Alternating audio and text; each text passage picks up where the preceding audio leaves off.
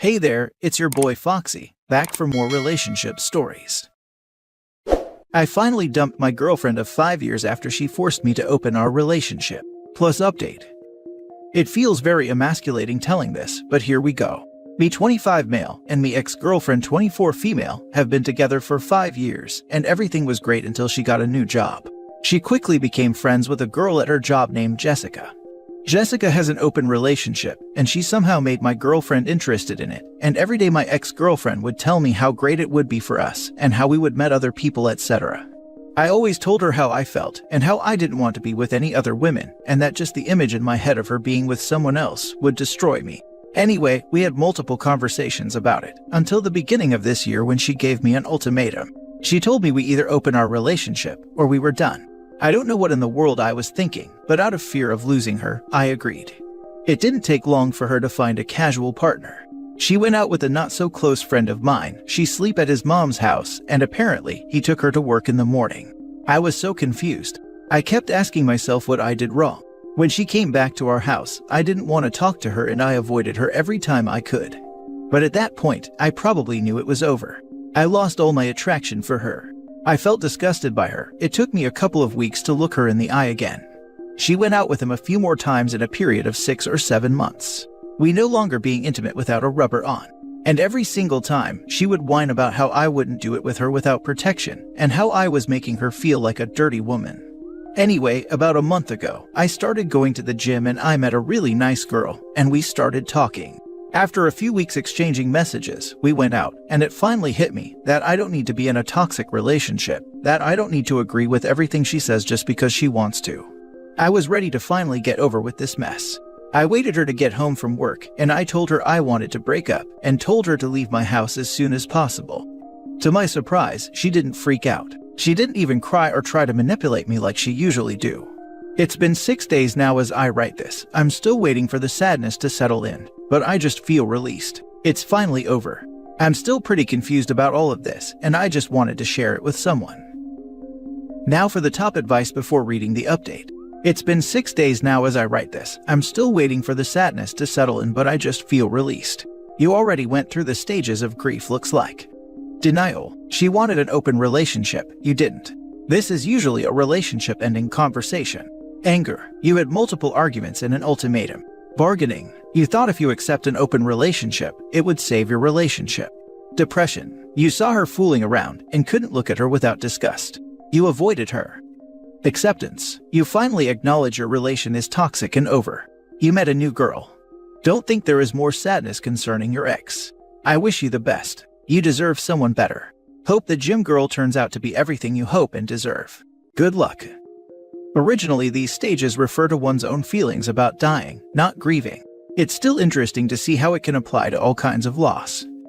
People ask for open relationships when they already have someone in mind who they want to sleep with. It's not a coincidence, it just happened to be a mutual friend. She wanted to sleep with him without technically cheating. Yes, and I'm not one to judge or anything, but open relationships are just ways of keeping the advantages you're getting from your partner, but at the same time, looking for a better one. In my opinion, it can never work as a successful relationship. She didn't freak out or cry because she was already more interested in the other guy. Please let this be a lesson and never give into an open relationship again. I hope you hit it off with the new girl. Now for the update. I wrote this last night expecting to be judged, and all I got was supportive and uplifting messages. Thank you everyone. I blocked her on everything I could, but she keeps texting me from different numbers. Apparently, moving back to her mom's house isn't so great. But I made my decision, and I'm ready to move on. Again, thank you everyone. I wish my friends were like you guys. Let her stay with the other men she wanted to sleep with. I'm glad you got out of that toxic relationship, and you are doing what's best for you, OP. Please update if something happens. Nothing much, she's been calling me like crazy, but I'm just ghosting her. I want to be sad, but I'm just glad I dodged the bullet. It took me a while to notice, but life with her was miserable, and life as a single man isn't so bad. If anything happens, I'll reply in here. Thank you. Next story. My girlfriend cheated on me when I was about to propose to her. I, 25 male, caught my girlfriend 24 female in bed with another guy. Last week I came early from work to surprise her with a custom ring I made myself that I have been working on for 4 months.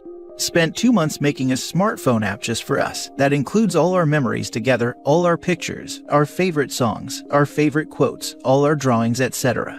Spent 2 full weeks on a drawing that I made of us together, and it was the first drawing that I actually liked how it looks. I told her friends and my friends that I am proposing to her today and told them to keep it a secret, and everyone, including me, were excited. These stuffs are just what I did for the proposal. When we started living together, I changed the painting in the room to her favorite color, lights that change on voice command, and some other stuff. I did all that just to make her happy. These stuffs are stuff you can see. I gave her all my attention, all my time, all my efforts, bought her so many gifts, always stayed with her whenever she needed me. More than once, I left work because she needed me in emergency. More than once, I stopped at the side of the road because she has important stuff to tell me. When I'm not around and sleeping somewhere outside the house, I would leave my phone unmuted in case she needed me. These are just few things I'd done for her. I never asked anything in return, and she really never done anything for me anyways, and I was okay with it. All I wanted was her to stay loyal. So yeah, I came home with the ring in my hand and all the surprises ready to show her, but I saw her with another guy on our bed. I will skip all the stuff I did and just say I kicked them both out. She said, "He is better than you anyways. He understands me and I am happier with him." That was last week.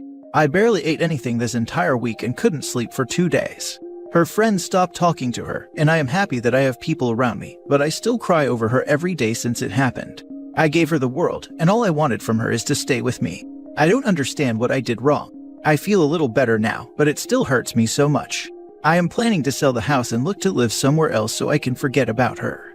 I know she reads a lot of Reddit stories, and I know one day she will see this. I won't mention your name, but I hope one day you get the same pain I had. You almost killed me without touching me. I hope you are happy. You dodged a bullet, OP. Take that as a blessing in disguise. I'm so sorry for what you went through. I hope you're able to heal from this one day. UX is trash and doesn't deserve you. Better now than a year or 2 into marriage, or even worse after kids. A bullet. No, he dodged a tactical nuke. He deserves someone so much better than her. From what is shown here, he put so much effort into making his partner feel so happy. Honestly, his feelings are more than valid, but this seems like a blessing in disguise in the long run. First, you mentioned, I never asked for anything in return, and she really never done anything for me anyways, which is huge red flag. A partner in healthy relationship will do stuff for you without you having to ask, male or female. Honestly, if I were you, I'd take this as a blessing. You were about to ask someone who doesn't respect or value to be your wife. If anything, I think you should be smiling right now. However, I get you were in love with her, so this will sting. But remember, this is for the best. My honest advice for you is to cry and let out your emotions now. Talk about it, work through it, and most importantly, don't bottle it up. Block her with 0 contact. Use the next 3 to 6 months to work on yourself and become a better version of yourself. By this time, if you're ready to start dating, you'll be healed and be a better version of yourself. Stay strong. Exactly. I can't even count the number of times my wife gave me little surprises to show her love. If there is no effort, love dies. OP, find things you enjoyed before you met her and do them. Stay away from movies or music that you enjoyed together. Someday you will be able to watch or listen to them again without pain, but for now avoid them. Cry, but don't let yourself wallow in the pain. Spend time with your friends, they will help you immensely.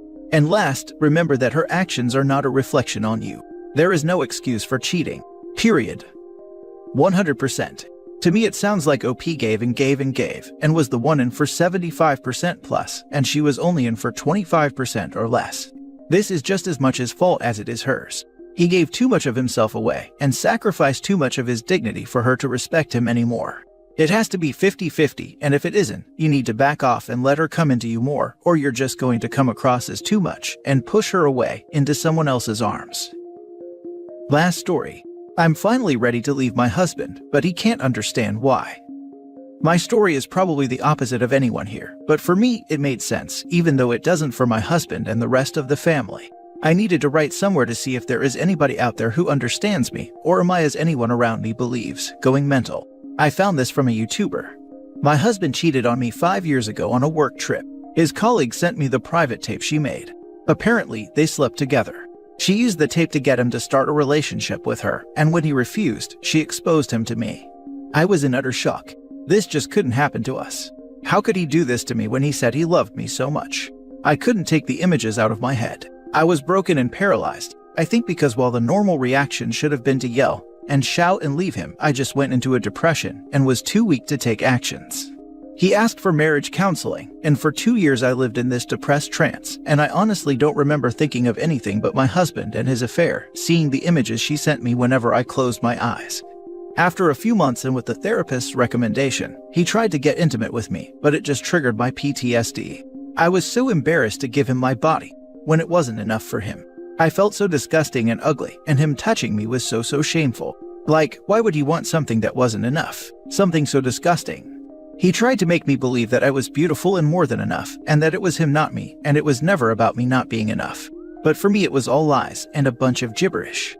I knew for a fact I was disgusting, and I had proof: my husband's cheating. After 2 years, things were getting brighter. The nightmares and images started fading, and individual and couples therapy did miracles. I started to love myself again, and sometimes it went days without even thinking of my husband's affair. We started being intimate again after 3 years. And while the image of him with her was always there, I thought that I just had to live with it. Here is where I might be weird.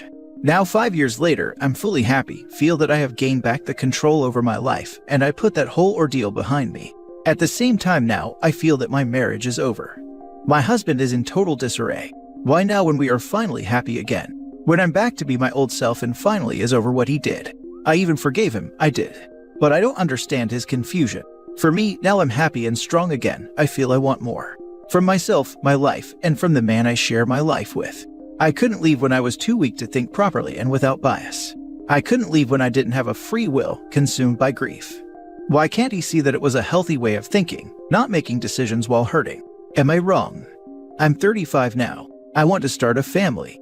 I want to start this family with someone who would never have done this to me. Doesn't this make sense? Now for the top advice.